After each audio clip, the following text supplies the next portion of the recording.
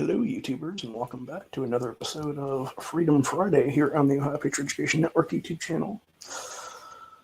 I'm, as always, your host here, the Ohio Patriot, and for today's episode, we're going to talk about multiple topics,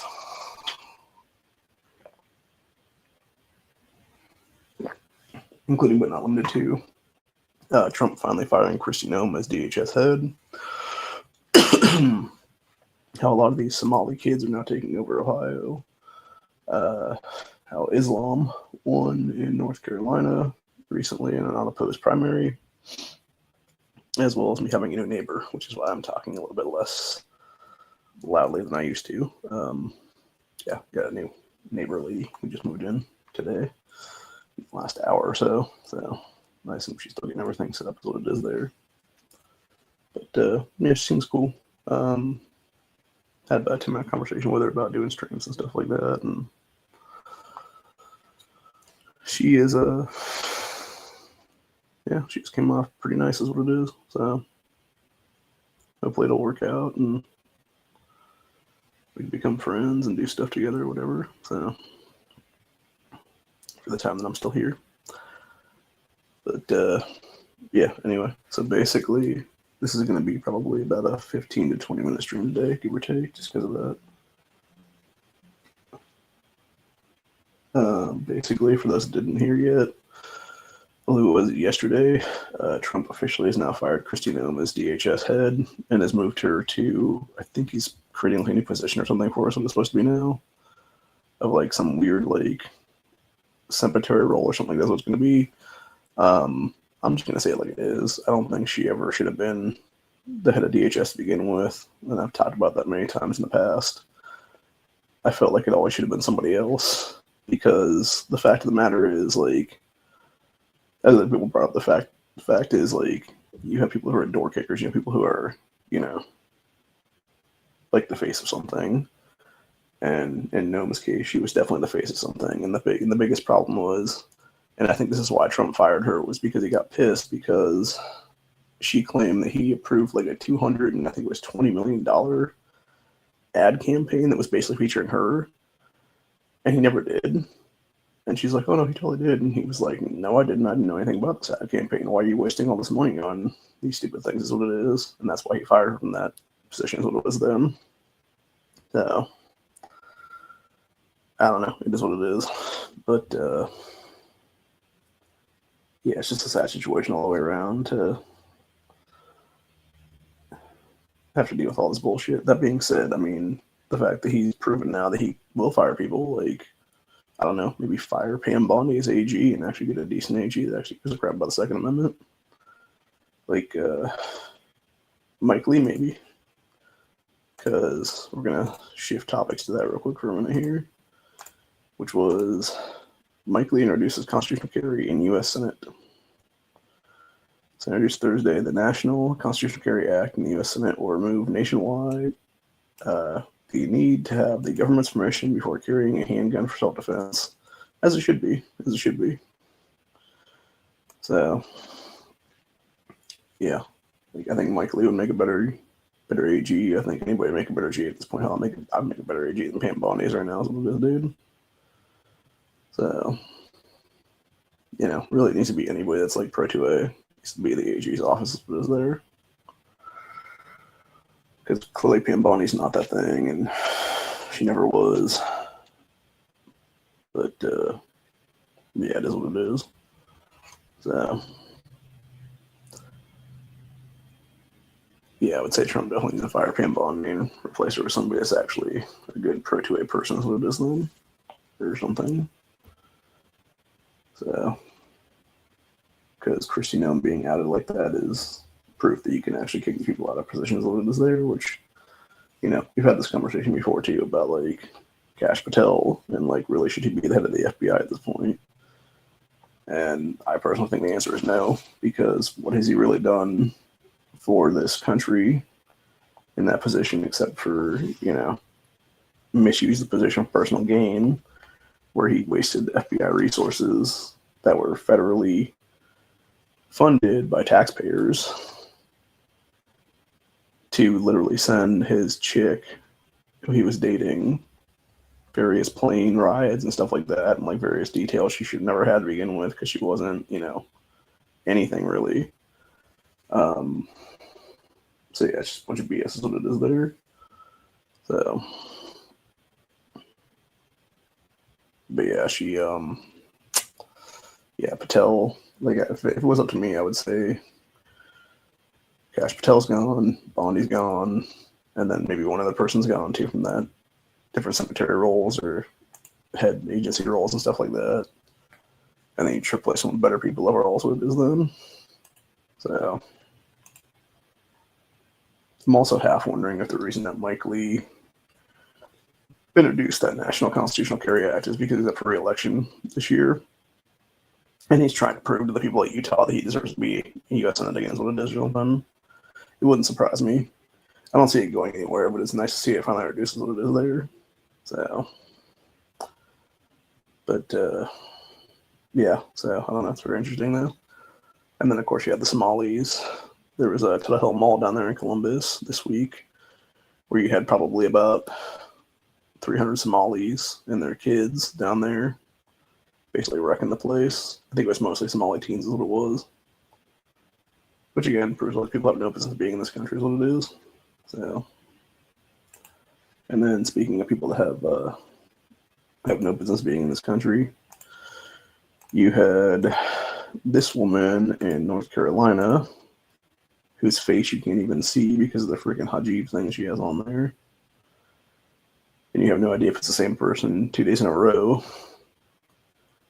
Literally is a Democrat, admitted she's a Democrat, knew that the GOP had nobody running in it, so she ran in the GOP primary unopposed and won. It's such a bunch of crap, dude, entirely. And it just proved, and I've said this before, I'll say it again, dude, like this is exactly why we need auto DQs on holding office and running for office. And one of those includes, the top one should include no Islam ever. Like there should be like 5 automatic disqualifiers right off the bat. It should be no Islam, no anti-gunners, no anti-lifers, etc., etc. So if you're anti-gun, pro-abortion, Islamic follower, etc., there, like you're gone. You're gone from the race completely. You can never run for office is what it is then. And we would be a much better country is what it is overall. So I was actually recently watching that show Extracted on, I think it's a Fox series if I'm not mistaken. And it was interesting because they were obviously playing the game, but it was these 2 young chicks trying to screw over a woman who was in her like I think 50s or 60s. And it's funny because it was her sister who's about the same age, and then the niece who was like 30-ish, give or take. She's probably about the same age as the other chicks were, so give or take there. And it's funny because this woman was like, I forget her name was like Polly or Holly or Molly or something like that. I think it was Molly maybe. And she was like, yeah, this just shows that like young women make really bad decisions and stuff like that. It's like, well, yeah, dude, look at all the abortion that goes on every year in this country. So, like, it's something hard to figure out, man. When you have more kids being, taken out in the womb every single year than they're being born, like, of course, it's going to affect birth rates. Of course, it's going to affect, racial demographics, etc. There is what it is. So, and what's sad is, going back to what Roe versus Wade was supposed to be originally in 1971, it was literally supposed to be safe, legal, and rare. Like, that's what abortions were supposed to be. They're supposed to be safe, legal, and rare. Rare being, like, the biggest, thing there is what it is. And unfortunately, that's not how it is. You have,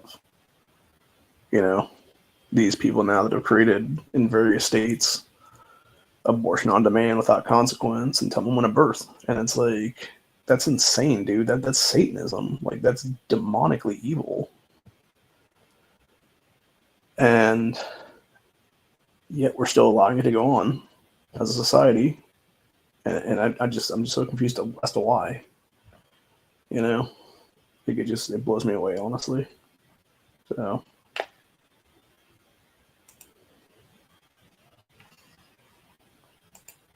But yeah, and then you got people like that are just, admitting that they're not even that thing just to get into power is what it is there.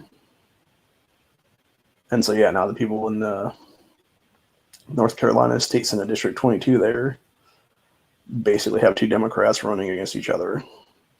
So, if anything, what needs to happen there is both of them get kicked out of that race completely, and that entire congressional or that entire state Senate district needs to just go away. Is what it is then. This is how I feel about it. That's what I've said for a while now. Like, the best thing we do as a country, like, there are so many seats of power right now that just don't need to exist across the board right now. I mean, even just here in Ohio, like, you could easily. Our current General Assembly has, I think it's 132 people in it, and it could easily be 110. Like, you could easily kick out 11 from the state house. You could easily kick out 11 from the state senate, and then you just have a one county, one rep thing on the state house side, and you have a one senator for every 4 counties kind of deal on the other side. Is what it is then. And you just start splitting up the map. Is what it is then. Because the way they do it right now, like, it's so stupid the way they do it right now here in Ohio. Because my understanding is it's supposed to be something where it's like around 100,000-ish people or something that they give to every state senate district. Is what it is here in Ohio. In order to do that, what they end up doing then is you have like this really weird fuckery then, where you have a guy who, like, you'll have like a county over here in the corner, and then there's like other smaller counties like close to it or like adjacent to it, and so you'll have like 1, 2, 3, maybe even 4 counties that are all like one dude's district or one woman's district, whatever it is there.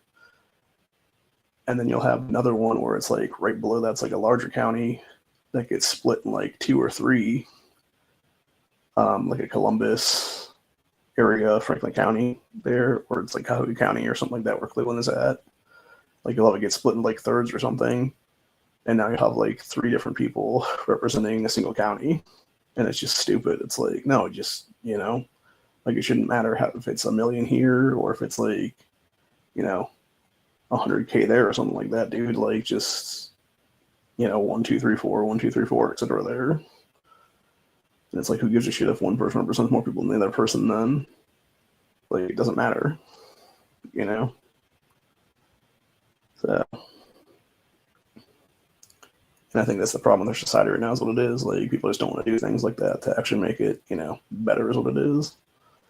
Because that would mean that they're out of power is what it is then. And it's the same kind of deal there in Pennsylvania too. Like, Pennsylvania's another one of these ones we could easily do one county, one rep stuff because they're way worse than Ohio. They're like, I think there's only like, it's either 66 or 70 counties, something like that in Pennsylvania. And yet they have almost 300 and something odd people in their fucking state house there. And I'm just like, why? Like, why do you need that many people in the state house, dude? And then when you realize there's like a congressional district, like every single block there in either Pittsburgh or Philadelphia, it's like, no wonder. Because it's a bunch of representation of usually Democrat Party is what it is there. So, yeah, you could easily combine like 60, 70 districts into one, and you'd be much better off as a state is what it is there. So, but anyway. But of course, people that are in the power right now will never do that to themselves because, again, it would mean they would both lose power and be out of a job. So, it's going to take the will of the people to get it done there is what it is. So, anyway. But, yeah. It's a whole thing. It is a whole thing.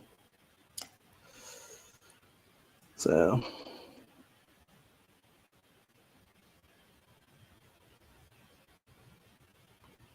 yeah, I thought it was very interesting to see constitutional carry finally on the menu at a federal level now. So, speaking of things potentially at a federal level, I think we're going to finish this episode off today by talking about James Teleco, I think is how I'm pronouncing his name. He's the POS state rep out of Texas now that has won the Democrat primary for the U.S. Senate race there, beating Jasmine Crockett and then some like random person. The random person he beat was by a ton. He beat Crockett by about, I think it was 8 or 10 points, something like that, what it is there. And I gotta say, man, the people that are voting for this guy, y'all need to wake the fuck up and realize this dude potentially could be legitimately Satan on Earth at this point, bro. And I say that legitimately because of this article we're going to talk about right now. Texas Democrat James Tellerico begged Biden for federal abortion clinics among other pro-abortion pleas. Says Texas state rep, who, by the way, this kid missed almost 500 votes in Texas for random floor votes and stuff like that, dude, that he should have been there for. I don't know how the hell he's still in power. I don't know how the hell he's not in state prison at this point in Texas, because he was literally robbing Texas constituents for a paycheck for a job he was not doing. Like, how the fuck is that not, like, you know, misuse of funds or embezzlement or something, you know? Some kind of RICO Act thing, you would think it would be that, but who knows? Anyway, continues on to Texas State Rep James Tirico, who recently won the Democrat primary in the U.S. Senate, has built a public record of statements supporting abortion rights, including calls for federal abortion services, campaign donations to pro-choice political groups, legislative proposals in Texas, and comments linking the issue to religious views. And then here's what it says.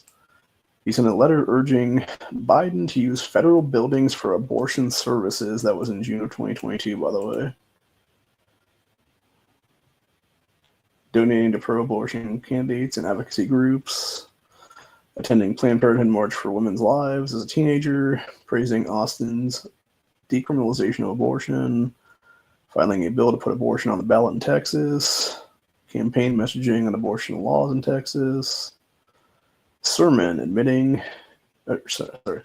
attempting to define womanhood and defend trans-identifying individuals' ability to have an abortion. That was the most crazy one. That's the one that most recently has come out. For those that haven't seen the video where he's like, oh yeah, trans people need abortions too. And it's like, what the fuck are you talking about, bro? Like, you are out of your goddamn mind, buddy. So we got 8 speech recounting his mother's abortion activism and comparing embryos to, quote, trillions of living organisms inside of us. Jesus Christ, dude. Maybe his mother should have aborted, dude. I'm just going to say it like it is. So, this dude definitely seems like Damien. Let's see, then we got 9. Distorting the biblical account of Mary's virgin birth to justifying the killing of unborn children, which is even more insane, by the way. So, yeah, this dude's just no good. He's just no good. He has to, like, 2 things need to happen in Texas, dude. Paxton needs to win the runoff against Cornyn, and then Ken Paxton just needs to beat James like 95% to like 5% or something in that general election come November. So, like, honestly, just looking at this dude, like, especially in the picture they used here for this, like, if I had, like, truthfully, if I had to describe what I would think, like, Satan taking over a vessel would be, I would think it was this guy right here in this picture, this James guy. Like, this dude just looks demonically evil. So, I would not be surprised in the least if he was, like, demonically possessed by something. But who knows, man? only time will tell. So, anyway.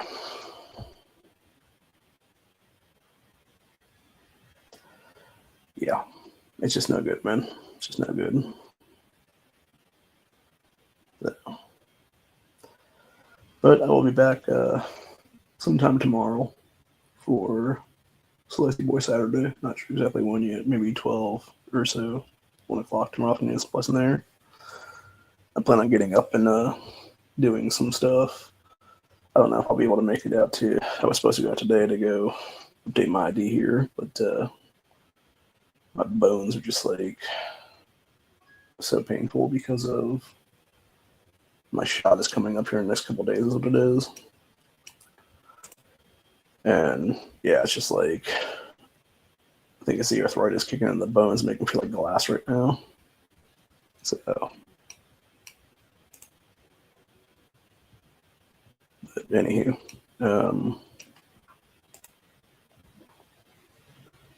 so yeah, it is what it is. I'm gonna go do a couple things and then probably make something to eat after that is what it'll be.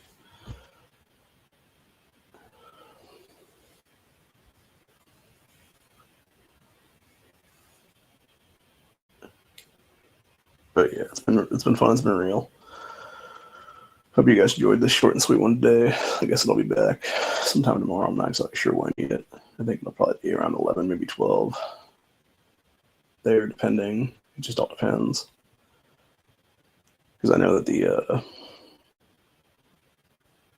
DMV is still open tomorrow. It's just open from like 8 to 12, I think is what it is. So if I could get out early, I might just go do that if that's the case then.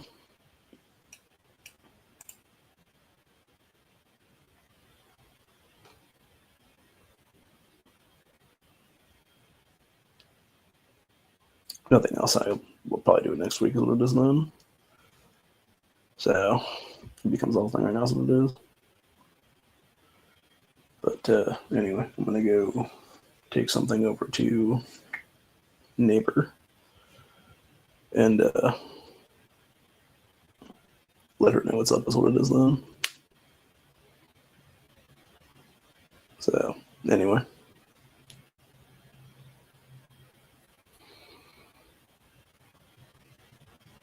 I will see you guys in the next one. Peace out. Stay safe. Stay vigilant. All that good stuff. Always be carrying. Always be situationally aware.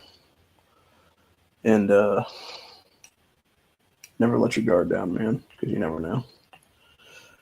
You never know how it's going to be. And you never know how evil can get into power and how quickly it can happen. So I will see you guys tomorrow for Slicey Boy Saturday. We'll be doing I'm going to do 3 different knives actually tomorrow. They're all fixed blades. It'll be, I'm going to update the title actually for that because it'll be N690, 134 CM, and then DC53 is the third blade steel. So they're all pretty cool. They're all various prices. I didn't pay obviously what their cost right now on Amazon, but you know, that is what it is. So I will see you guys then, and until later, have a good one, y'all. Peace out.